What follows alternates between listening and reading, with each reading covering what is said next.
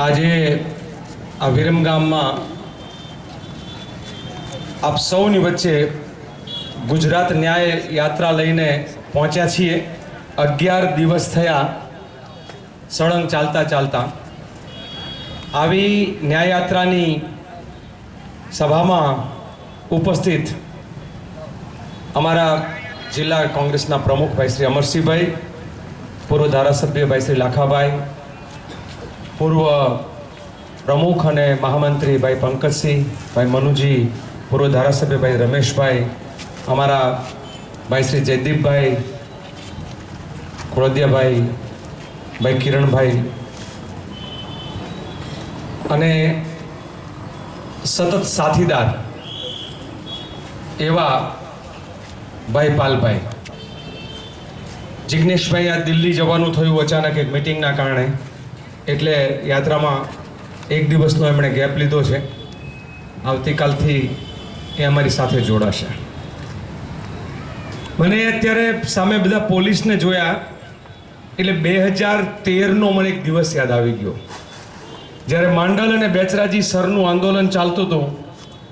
બરાબર 15મી ઓગસ્ટનો દિવસ હતો અને નરેન્દ્ર મોદીને મેં ત્યારે ચેલેન્જ ફેંકેલી મિત્રો। ત્યારે નરેન્દ્ર મોદી ગુજરાતના મુખ્યપ્રધાન હતા અને એ માંડલ અને બેચરાજીના 44 ગામો સર આંદોલનના અને બાજુના બીજા ગામો એમ કરીને 75 ગામોની 44 ગામની 1 લાખ એકર જમીન અને એના સિવાયની બીજી લગભગ 50,000 એકર જમીન એટલે 1.5 લાખ એકર જમીનનો રાક્ષસ આ ધરતી માતાને ખાવા માટે આવ્યો હતો। આ ધરતી માતાને વેપાર કરવા માટે રાક્ષસી વૃત્તિ સાથે નક્કી કરીને આવેલો કે માંડલથી લઈ અને બેચરાજી સુધીને આમ દસાડા સુધીને આમ દેત્રોજ સુધીના દરેક ગામો છે એને ભરખી જવા અને વિદેશની કંપનીઓને આપી દેવો। જ્યારે પહેલી વખત મેં ફેસબુક પર, હું દુનિયાના બહુ એક જુદા દેશમાં ગ્વાટેમાલામાં હતો અને ત્યાં મેં વાંચ્યું, હું ત્યારે જમીન અધિકારની લડાઈ લડવા માટે ગ્વાટેમાલા ગયેલો। ત્યાં લડાઈ લડતો હતો અને ત્યાં મેં છાપામાં વાંચ્યું, ફેસબુક ઉપર વાંચ્યું કે મારું પોતાનું ગામ પણ એ જમીન, એ ધરતી માતા, એ ભારત માતાના ટુકડા કરીને એક પીસ કરીને આ લોકો આજકાલ એ રાજકારણીઓ, એ પ્રધાનો, એ મુખ્ય પ્રધાનો, એ સત્તાધીનો એ જમીનના દલાલ બની ગયા છે અને ભારત માતાના ટુકડા કરીને વેચી રહ્યા છે વિદેશી કંપનીઓના। આના માટે ના લડું તો મને ગ્વાટેમાલામાં લડવાનો કોઈ હક નથી। મિત્રો, એ દિવસે ત્યાંથી રાજીનામું આપીને નક્કી કર્યું અને હું માંડલ બેચરાજી સર આંદોલનમાં જોડાયો। ઘરેથી પ્રતિજ્ઞા કરીને નીકળ્યા હતા કે કાં તો આ ધરતી માતાને બચાવશું, કાં તો જેલમાં જશું, કાં તો આ સરકાર કોઈ જગ્યાએ એન્કાઉન્ટર કરાવશે, એક્સિડન્ટમાં મારી નાખશે। એ ચાહે જેલ થાય કે એક્સિડન્ટ થાય, પણ જો મારી ધરતી માતાને ના બચાવી શકતો ફરી વખત ઘેર આવવાનો મને અધિકાર નથી। હું આજે નમન કરું છું એ માંડલ, દેત્રોજ અને દસાડા તાલુકાના એ 44 ગામના એ ખેડૂત, એ ખેત મજૂર, એ ગામના એક આગેવાન, એ બહેનો, ભાઈઓને, યુવાનોને કે એમણે 100 દિવસ સુધી નક્કી કર્યું હતું કે એ ખેતર ખેડવા નહીં જાય, એ પોતે પોતાના બીજા કામો પડતા મૂકશે, પણ જ્યાં સુધી એમાં ભોમને નહીં બચાવે અને ત્યાંથી સર નહીં હટાવે ત્યાં સુધી એ લોકો ફરી વખત વાવણિયા ઉપર નહીં બેસે। આ મારા માંડલ અને બેચરાજી ને દેત્રોજના, દસાડાના આ ખેડૂતોની પ્રતિજ્ઞાના કારણે મને 15 ઓગસ્ટ એટલા માટે યાદ છે કે 15મી ઓગસ્ટે સરકારે ઝૂકવું પડ્યું હતું અને નરેન્દ્રભાઈ ચેલેન્જ કરી હતી કે તમારી સભામાં 1000 લોકો હશે તો અમારી ખેડૂતોની, મજૂરોની અને માલધારીઓની સભામાં 10,000 લોકો હશે। તમારા કરતા 10,000 લોકો સ્વયંભૂ આવશે, તમે ભાડેથી લોકોને લઈ આવશો, અહીંયા લોકો ખુદ પોતાના ખર્ચે આવશે। લોકો આવ્યા હતા, લોકો જીત્યા હતા। 15મી ઓગસ્ટે તિરંગો ઝંડો જ્યારે ફરકાયો ત્યારે જીતનો ઉત્સવ મનાયો હતો, પણ આ સરકાર માયકાંગલી નીકળી। 15મી ઓગસ્ટે અમારી ઉપર એક ફરિયાદ થઈ, જેમ હમણાં સાંગાણીમાં એક ફરિયાદ થઈ ને એવી નકલી, ડુપ્લિકેટ, ગમે એમ કરીને ફરિયાદ કરવાની। 144 ધારા ત્યાં હતી। મેં તો સરકારને પછી પૂછ્યું હતું કે 15મી ઓગસ્ટે રાષ્ટ્રધ્વજ ફરકાવવા માટે તમારા બાપની એ પરમિશનની અમારે જરૂર નથી। તમારા બાપની પરમિશનની જરૂર નથી। 15મી ઓગસ્ટે હું જ્યાં ઈચ્છું, જે જગ્યાએ ઈચ્છું, તે મારા દેશના સ્વાભિમાનનું પ્રતીક આ ધ્વજ ફરકાવવાનો મને અધિકાર છે. આ અધિકાર કોઈ પણ સરકાર છીનવી ના શકે, કોઈ રાજા મહારાજા પણ ના છીનવી શકે. આ અધિકાર મારો જે દિવસે દેશ આઝાદ થયો 15મી ઓગસ્ટે જવાહરલાલ નહેરુએ અડધી રાતે જ્યારે ધ્વજ ફરકાયો ત્યારથી એ મને મળેલો અધિકાર છે, એ કોઈ છીનવી ના શકે. અને તેમ છતાંય અંગ્રેજોના ગુલામ એવા સંઘીઓની સરકાર એણે એફઆઈઆર કરી કે તમે ધારા 144 નો ભંગ કર્યો એટલે 188 ની તમારી ઉપર ફરિયાદ. 188 મારી ઉપર ફરિયાદ થઈ. 188 માં કોઈ દિવસ કોઈની પોલીસ રાતોરાત ધરપકડ કરવા માટે ચારે બાજુ જાય ને ગમે એમ કરીને ધરપકડ કરે એવો કોઈ દાડો બનાવ બને? મારા કિસ્સામાં બન્યો હતો. અહીંયા ચારે બાજુ પોલીસોને દોડાવી ગમે એમ કરીને રાતે 12 વાગે મારી 16 ઓગસ્ટે મારા ઘરેથી ધરપકડ કરીને મને અહીંયા વિરમગામ લાવ્યા હતા. એટલે મને વિરમગામ બહુ યાદ છે, બહુ. અને ત્યારે આજુબાજુના લોકો વિરમગામના પોલીસ સ્ટેશને પહોંચેલા. રાતે હું અને સાગરભાઈ બંને પોલીસ સ્ટેશનમાં. આ વાત હું એટલા માટે કહેવા માંગુ છું મિત્રો કે અન્યાયની પરાકાષ્ઠા કેવી હોય ને શું થાય. આ અન્યાયની પરાકાષ્ઠા ત્યારે રેવન્યુ મિનિસ્ટર જે હતા એણે પોતે જમીનના મોટા અહીંયા સોદા કરેલા અને ખબર હતી કે જો સર હટી જાય, અહીંથી સર નીકળી જાય ચુમ્બાલી ગામમાંથી, તો એ વખતના મિનિસ્ટરો છે એ જમીનો ખરીદીને બેઠેલા અને વેપલો કરવા માટે એને મોટી ખોટ જાય હતી એટલે સામે હતા. આ રાત્રે અમને પોલીસ સ્ટેશનમાં રાખે. સવારના 5 વાગે વહેલી સવારે એક મોટી ઉંમરના, ત્યારે મારી ઉંમર જે છે એ માનું છું કે 43 વર્ષની હશે, 43 યર. એ 43 વર્ષની ઉંમરે અને મારી સામે જે મને સવારમાં પોલીસમાંથી જે ભાઈ આવ્યા એ લગભગ રિટાયરમેન્ટના આરે હતા. એ આવ્યા વર્દીમાં હોય ને કોઈ પગે લાગે તો મને બહુ જ ખરાબ લાગે. એ સીધા નમ્યા પગે લાગ્યા અને મને કીધું તમે મારા વડીલ છો, તમે કેમ પગે લાગો છો? મને કે હું પાપ કરવા જઈ રહ્યો છું. આ પોલીસના શબ્દો હતા. એ વખતના એ પોલીસ કોન્સ્ટેબલના શબ્દો હતા કે લાલજીભાઈ હું પાપ કરવા જઈ રહ્યો છું. તમારા જેવા ને સાગરભાઈ જેવા આ મા ભૌમને બચાવનારા લોકોના હું આજે હાથ કાળા કરીને તમારી છાપ લેવાની છે અને કોઈ મર્ડરર હોય એમ તમને સ્લેટ પકડાવીને મારે ફોટા લેવાના છે. એ પાપ મને લાગવાનું છે એટલે પાપના પ્રાયશ્ચિત માટે હું પગે લાગુ છું. જમીનના દલાલો અમારી પાસે આ કૃત્ય કરાવી રહ્યા છે અને એનું મને પાપ છે. ફટ છે આવા શાસકોને, ફટ છે આવા શાસકોને. આવા શાસકો સામેની લડાઈ છે કે જે શાસકો, આજે અમે રસ્તામાં આવતા હતા સલાટ સમુદાયના લોકોના ઘર જોયા, આવડા ભૂલકા, કપડા નહીં. મેં પૂછ્યું કેટલા વર્ષોથી આવી રહ્યો છું? કે દર વર્ષે 4 મહિના અહીંયા રહીએ છીએ. વિરમગામના હાંસલપુર ચોકડી પાસે મિત્રો રહે છે. ક્યારેક તમારામાંથી કોક જઈને આંટો મારજો. શું ગુનો કર્યો એ લોકોએ કે એક બાજુ આપણા દેશનો નવો બાદશાહ લાલ કિલ્લા ઉપરથી બરાડા પાડે છે અને એમ કહે છે કે સબકા સાથ સબકા વિકાસ, બધાને મોટા મોટા મકાન આપી દેશું, વીજળી આપી દેશું, પાણી આપી દેશું. આવી મોટી ફાંકેબાજી કરે અને જ્યારે આજ તમારા વિરમગામની અંદર, તમારા વિરમગામના ઝાપાની અંદર અનેક લોકો મકાન વિહોણા છે ને મકાન વગર પ્લાસ્ટિકના તંબુ બાંધીને રહે છે. મેં એને પૂછ્યું તમારા ક્યાંક તો મકાન હશે ને?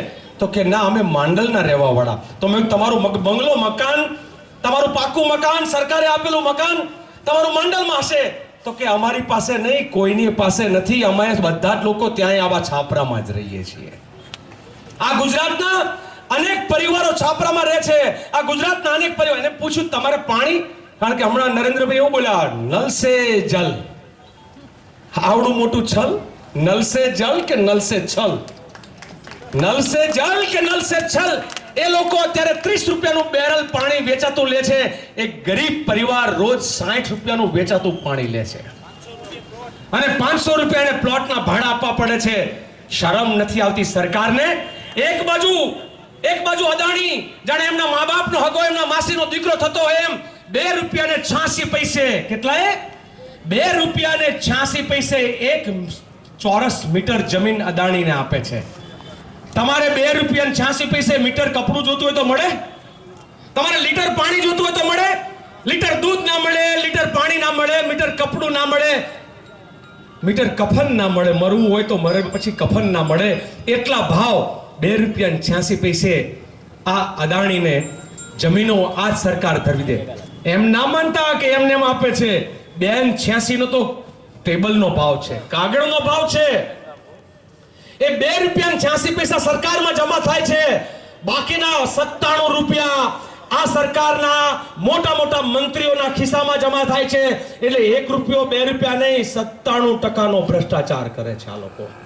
97% ભ્રષ્ટાચાર કરે છે. આવી સરકારની સામે લડાઈ છે. આ ભ્રષ્ટાચાર ના કર્યો હોત તો એ મોરબીમાં, એ તક્ષશિલામાં, એ ટીઆરપી રાજકોટમાં કે હરણીકાંડમાં એ ભૂલકાઓ ના મર્યા હોત. મિત્રો, ચેતજો વહેલા. નિશાળોના મકાનો જે બને છે ને, એ લગભગ એવા હોય છે કે એની દિવાલ ક્યારે પડે ને નક્કી નહીં.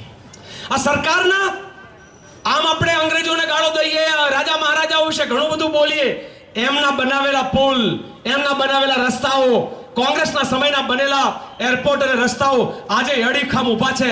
આ ભાજપ વાળા ઇનોગ્રેશન કરીને જાય છે ને પાછળ કરોડો ભૂસ કેમ થઈ જાય છે? ક્યારેક આપણા બાળકો પણ આમાં દબાઈને મરી શકે. અવાજ નહીં ઉઠાવીએ. મારે આમાંથી તમે બધા જ લોકો છે ને પૂછવું છે, તમારામાંથી કોઈ એવું છે એમ કે મારે બક્ષીપંચનો દાખલો જોતો હોય ને મેં સરકારના અધિકારીને 100 રૂપિયા 500 રૂપિયા ના આપ્યા હોય? એવા કોઈ ખરું? તમારામાંથી કોઈ એમ કહી શકે કે આજે કે મારે સરકારી એક કામ કરાવવું છે અને પટાવાળાથી લઈ અને કલેક્ટર સુધીનું કોઈ કરપ્શન ના થતું હોય? ગુજરાતમાં એક પટાવાળો, એક મામલતદાર, એક કલેક્ટર, એક પોલીસ ડિપાર્ટમેન્ટ, એક સરકારનો મિનિસ્ટર બતાવો કે તમને આશ્રમ શાળાઓ કરપ્શન વગર મળે. તમારું શિક્ષણનું બજાર બનાવીને બેઠા છે આ લોકો.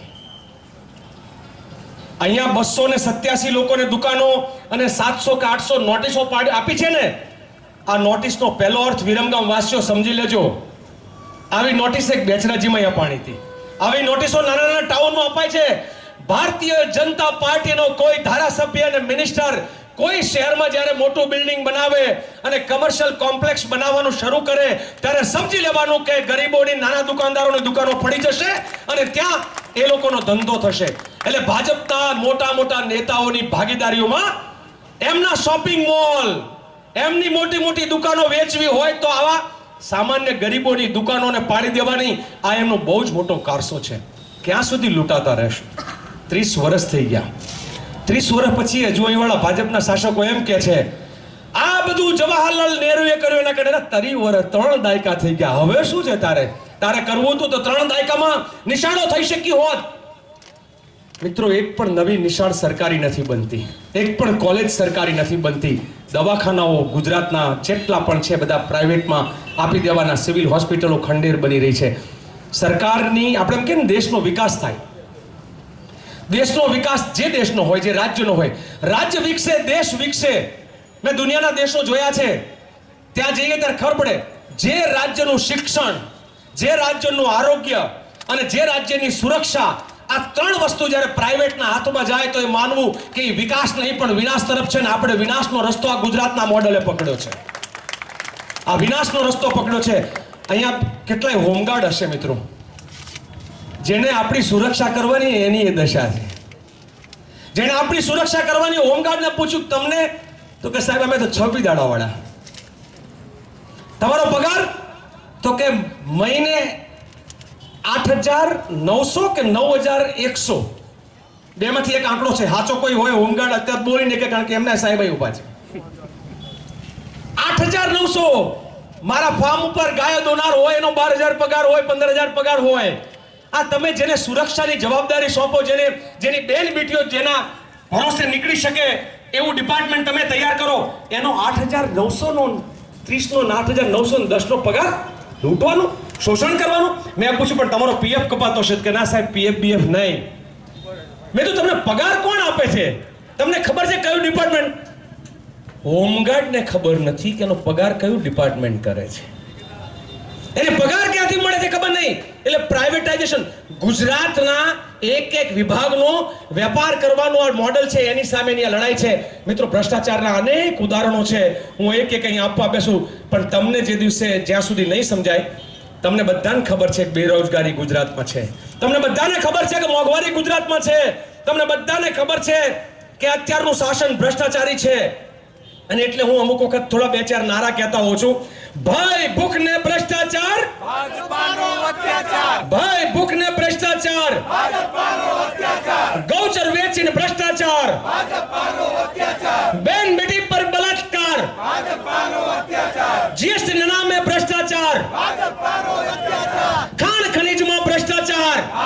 તારો અત્યાચાર, ખાણ ખનીજમાં ભ્રષ્ટાચાર, ભાજપ તારો અત્યાચાર. તમે એક એક વસ્તુ જોઈ લો. સ્કૂલ કોલેજમાં ભ્રષ્ટાચાર, ભાજપ તારો અત્યાચાર. ટીઆરપી ગેમમાં ભ્રષ્ટાચાર, ભાજપ તારો અત્યાચાર. તો ભાજપ, અને આજનો મતલબ કહેવાય છે કે ભાજપ એટલે ભ્રષ્ટાચાર અને શાસકોનો અત્યાચાર. આ ભ્રષ્ટાચાર અને અત્યાચાર, મિત્રો તમને સૌને, ગુજરાતના વાસીઓને, વિરમગામ વાસીઓને મારે જ કહેવાનું છે, ભાજપનું આમ પ્યારીને નીકળે ને, આપણે અમુક ડિપાર્ટમેન્ટ વાળાને જોઈએ, અત્યારે મારા ડિપાર્ટમેન્ટનું નામ નથી આપવું, પણ તમે વાહન લઈને નીકળ્યા હોય ને ચોક્કસ પ્રકારના ડ્રેસમાં કોઈક સામે આવે એટલે આપણને પહેલું જ મનમાં શું થાય કે હમણાં કેટલા માગશે? ખબર જ હોય કાયદો કાનૂન બધું. આ જે એક છાપ પડી છે એમાં ઘણા ઈમાનદાર ઓફિસરો છે, ઈમાનદાર અધિકારીઓ છે, પણ એક ઇમેજ બિલ્ડિંગ થઈ છે. હું માનું છું કે ભાજપનો આમ ખેસ પહેરી નીકળે ને એટલે માનવાનું કે એનું ભ્રષ્ટાચારનું લાયસન્સ છે. આ એનું ભ્રષ્ટાચારનું લાયસન્સ છે. એને ભાળો ને એને કે ભાઈ આગળ રહેજો, ખબર છે કે હમણાં આમાં આપણું પૂરું કરશે.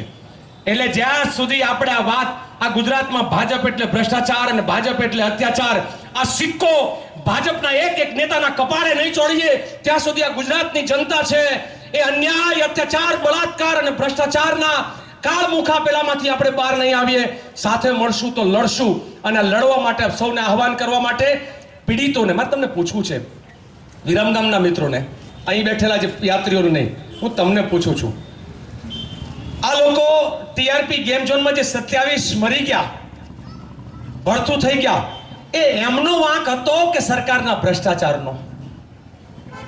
શું લાગે છે? સરકારનો ભ્રષ્ટાચાર હતો કે નહીં? જે હરણીકાંડ થયું, 15 લોકોને બોટમાં ના બેસાડી શકાય, ના પાડેલી હતી, 30 લોકોને એમાં ભર્યા, અને એ પણ કોઈ જાતની સુરક્ષાની પેલી જેકેટ પહેરાયા વગર. તો એ વાંક, એ મરી ગયા એનો કે વાંક સરકારનો? સુરતમાં તક્ષશિલા સળગે, તક્ષશિલામાં બાળકોને ફાયર બ્રિગેડ પહોંચે ને એની સીડી ના ખુલે, એની સીડી ફાયર બ્રિગેડ વાળાની ના ખુલે, તો એ વાંક, એ બાળકે પડતું મૂક્યું, ખોપડી ફાટી ગઈ અથવા સળગીને મરી ગયો, એ પરિવારોનો વાંક કે પછી સરકારની સીડી ના ખુલી એનો વાંક? આવી સરકારની સામેની લડાઈ છે. પણ આપણે પાલભાઈએ કીધું ને, થોડા ડર લાગે છે. રોજ ડરીને મરવા કરતા, રોજ ડરીને મરવા કરતા, ખબર જ છે કે જન્મ અને મૃત્યુ બંને આપણા હાથની વાત નથી. જન્મ્યા છીએ તો મરવાના જ છીએ, તો મરીએ તો પછી જેમ ભગતસિંહ, સુખદેવ અને રાજગુરુની વાત કરી એમ સુખદેવ, ભગતસિંહ અને રાજગુરુ. તમને રાજગુરુ વિશે એટલું જ કહું મિત્રો, મારા સેવાદળના રાષ્ટ્રના પ્રશિક્ષક હતા. એટલે 23મી ઓગસ્ટે સુખદેવજીના જન્મ જયંતિના દિવસે આપણે કાર્યક્રમની પૂર્ણાહુતિ કરી છે. એમાં આપ સૌ આવજો. પાપનો ઘડો તમારી સામે અહીંયા જ છે. આ પાપનો ઘડો મોરબીથી નીકળ્યા, રાજકોટ પહેલા ભરાઈ ગયો એટલે એક બદલ્યો, રાજકોટથી નીકળ્યા અને સુરેન્દ્રનગર પહોંચ્યા ત્યાં બીજો બદલાઈ ગયો, બે ઘડા ભરાણા. ખેડૂતોએ ત્યાંના એવું કીધું કે તમે શું ઘડા લઈને નીકળ્યા છો? ઘડે નહીં ચાલે, આયવા લાવો, આયવા ભરાઈ જશે. એટલા પાપ છે આમના. આ પાપીઓ સામેની લડાઈ છે. આપ સૌનો ખૂબ ખૂબ આભાર, ધન્યવાદ. જય હિન્દ સાથીઓ.